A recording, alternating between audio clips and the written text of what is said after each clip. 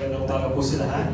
Para po sa ating mensahe ng pagbibigay o benevolence, babasahin po natin ang libro ng Titus or Tito in chapter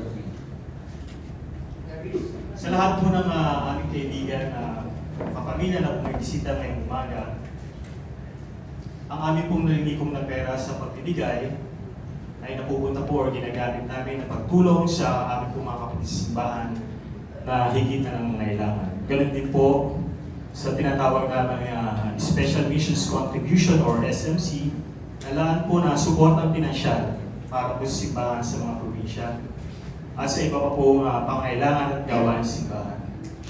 Hindi po obligado na kayo po ay magbigay, ngunit kung bukal po sa inyong puso na makibahagi sa aming pong gawain, ito po ay masaya namin tatanggapin ng may malaking pasasalamat. Basahin po natin sa Tito, Kabanata 3, Talata 14, sa Ang Salita ng Diyos version.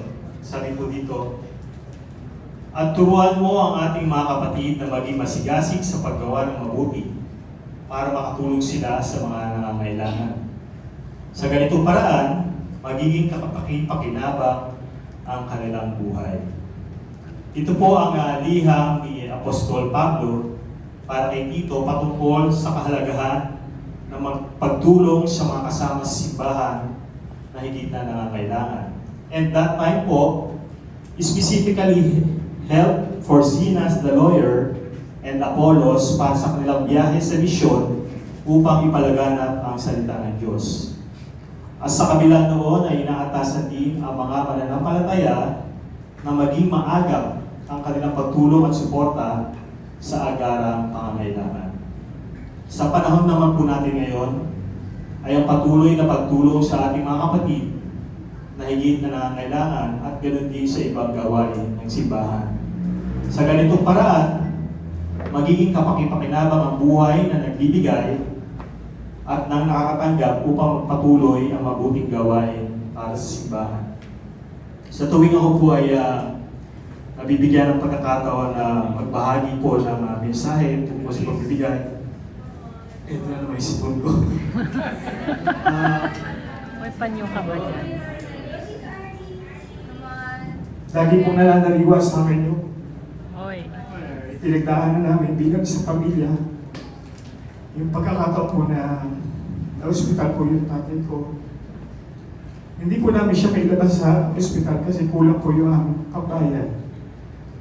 Pero nandiyan po yung simbahan na nagbigay sa amin ng suporta pinansyal upang makumpleto po ang pambayad at may labas yung aming tatay. In several months po na nakalipas, he passed away sa Batangas. And ando pa rin po yung simbahan. Pinuntahan po kami sa Batangas. Nagbigay po ng tulong pinansyal para po sa pangailangan ng pamilya. At pagkatapos po noon, nagpatuloy po ang aming buhay. Salamat, Kristo. Sa pamilya naman po namin, after 7 years, nanganak po yung aking asawa, si Rose. Hindi po kayo nasa inyo. Nagkaroon po siya ng aneurysm counterpart sa matres. 3 times po siya nag-passed away. Sorry po, nag-pass out. Nag-pass out. Ayun po yung kaba ko na mawawala ng puli siya sa akin. Ano lang pusa? Naalala ko po na nag-pray kami nung ni Jen talaga doon sa chapel ng St. Luke's. Eh nakita ko lang po kung gaano po kasigasig ang simbahan. Ganun din po yung mga kaibigan namin. Pinapakita po nila yung kanilang pagtulong at hanggang sa ngayon, ayun po talaga yung pinangahawakan ng simbahan talaga na tulungan ang bawat isa sa atin, lalo na po sa higit na nangangailangan.